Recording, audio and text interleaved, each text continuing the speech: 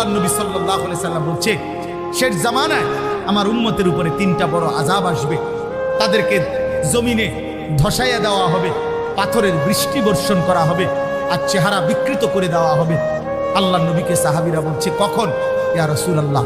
নবীজি বলছেন, ইজা জাহারাতিল কাইনাত, যখন গায়িকা বেড়ে যাবে, ওয়াল মাআজিফ, বাদ্যযন্ত্র বেড়ে যাবে, ওয়াস্তাহাল্লাতিল খামরা, মানুষ পানির মতো, এরকম পানির মতো হালাল মনে করে মদ পান করতে থাকবে।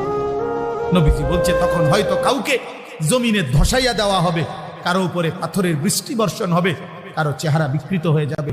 হতে পারে যুবক, এমন কোনো দিন যে সারা দিনে 5 ওয়াক্ত নামাজ পড়ো নাই, আর সারা দিন সারা রাত মোবাইলে নারী ছবি, উলঙ্গ দৃশ্য, গান বাদ্য, জিনা ব্যভিচার, মদ জুয়ার আড্ডায় পড়েছিলা, এভাবে রাত 3টায় ঘুমায় গেলা।